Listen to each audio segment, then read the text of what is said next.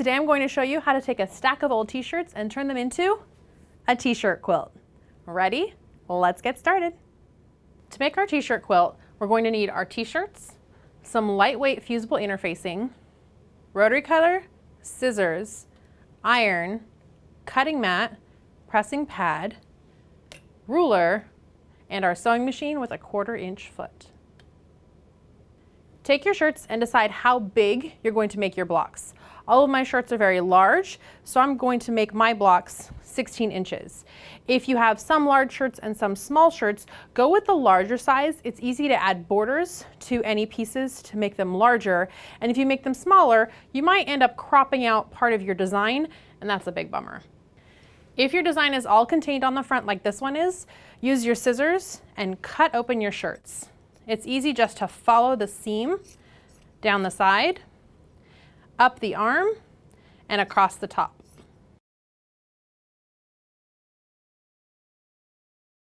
Some shirts have a design on the side, in which case you'll want to cut open the side that doesn't have a design and across the top of the other sleeve, and that'll open up that side so you can use the design on the side. As you're planning your shirts for how to use them, you can use the fronts of shirts, and you can also use the backs of shirts. This shirt, for example, has a design on the back, and so this shirt I could use the front and the back of it. Finish cutting up your shirt and lay it flat on your cutting surface. I have my shirt right side down, and this is a great shirt because you can really see the design through the shirt. That's not always the case with every shirt. So if you can't see the design on your shirt, you may want to use some glass-headed pins or other heat-resistant pins and make marks on where the edges of your designs are, so that when you look at the back of your shirt, you'll be able to see where those edges are and you can center your interfacing appropriately. I've cut a piece of interfacing. I've left it the width that it comes off the bolt, and then I've made it 18 inches wide. So that's 2 inches larger than my 16 inches, and it gives me a little extra room when placing this.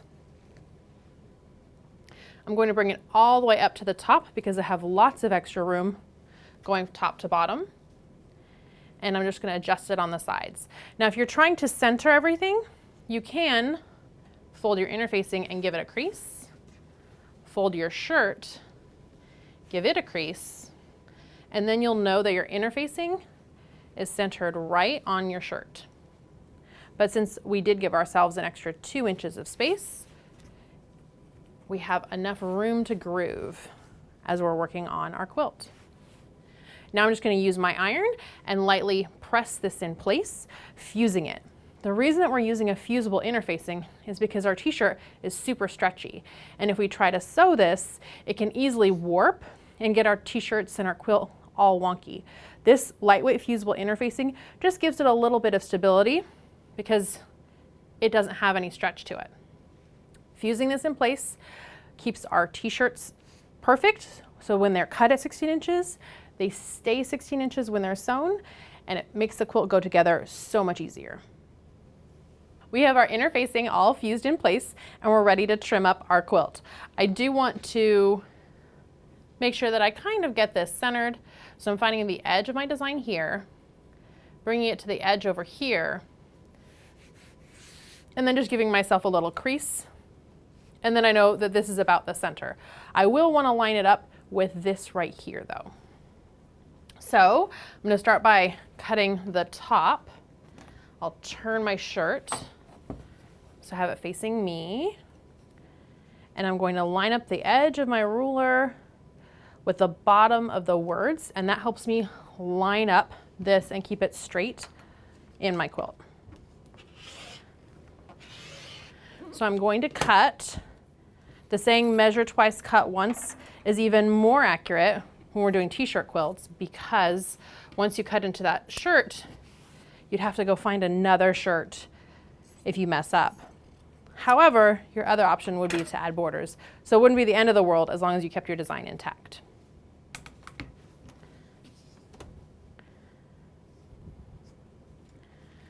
I have the top edge cut, and once you have one straight edge, it's easy to get your other 3 straight edges because we're just going to use this one straight edge. and I can still see where my crease was right here. I want to go 8 inches from the edge of that crease. So 1, 2, 3, 4, 5, 6, 7, 8. And I'll catch a little bit of this sleeve here on my quilt block, and I'm okay with that. I think it helps give it a more authentic look when you catch some of those sleeve bits or collar bits in the quilt. It does add a little bit of bulk, so you want to be aware of that. But I think it's fun to have that in the t-shirt quilt.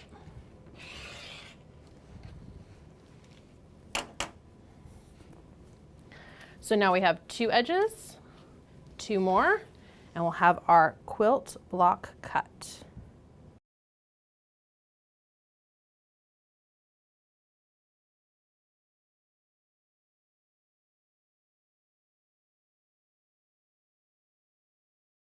There we go.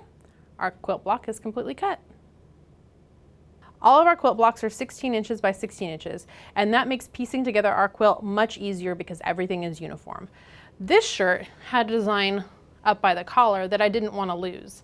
So I used a scrap from one of my other shirts and put it in the back, stitched it in place so there isn't a hole in the quilt, and it helps give it that authentic t-shirt quilt look and keeps my entire design. If you have a smaller shirt, for example, this is a quilt for a child who has grown up and you're using onesies all the way up to shirts from their senior year in high school, you can cut the blocks whatever size you need and then add borders and square it up to your final size. So this has been squared up to 16 by 16, even though the shirt was a child size shirt. You can lay out all your blocks ahead of time to decide a design and make sure you don't have too many shirts of the same color right next to each other, or you can go for a gradient on purpose. It's up to you. Lay out your shirts and then stitch them together into rows. For this quilt, I have 3 by 3 for a 9 block quilt. So I have 1, 2, and I need to stitch on my 3rd piece right here. Once you've lined up your blocks, you can pin them in place, but sometimes a standard pin is difficult to get through the woven t-shirt material. So I like to use Wonder Clips and clip my edges in place before taking them to the sewing machine. This keeps everything lined up, and it is definitely easier than using pins. Now I'll take this to my sewing machine where I have my 1/4 inch foot.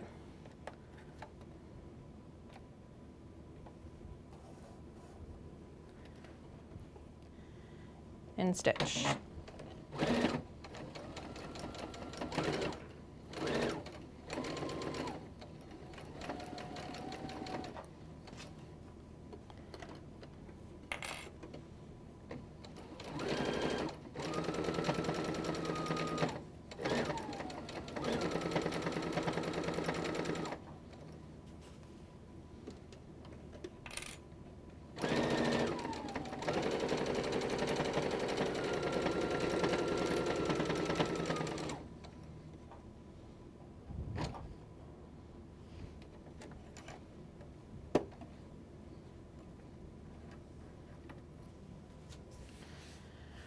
Once your seams are stitched, you can press them. I like pressing my seams to the side, and I press each row in a different order. So the top row gets pressed in, the bottom row gets pressed out, the top row gets pressed in, and that way I have my seams going in opposite directions and it's easy to nest them.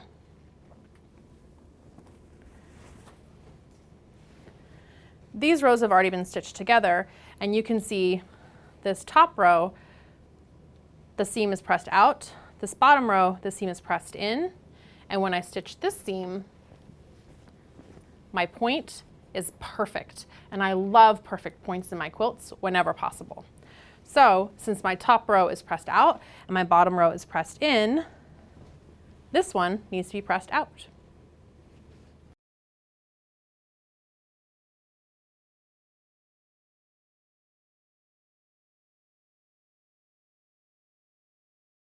Now I can take this last row and attach it to my quilt.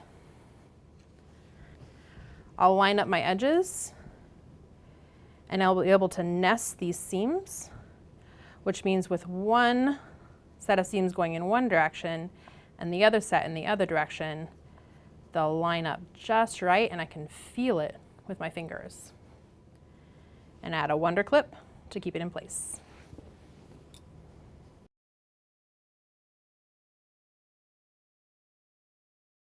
I just need to bring it to the sewing machine, stitch my rows together, and my quilt top can be complete. If you want, you can add borders to your quilt to make it even larger.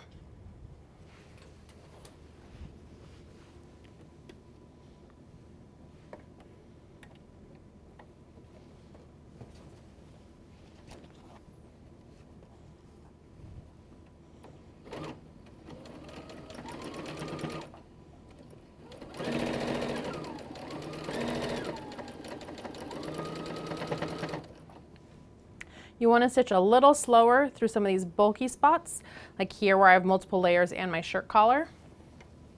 Give your machine a little bit of breathing room to be able to get through all the thickness.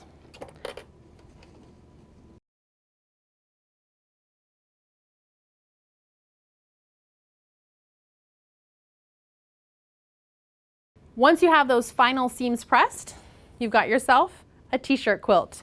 You can add borders if you like. You can quilt it on your domestic sewing machine, or you can send it to a long armor to finish it up.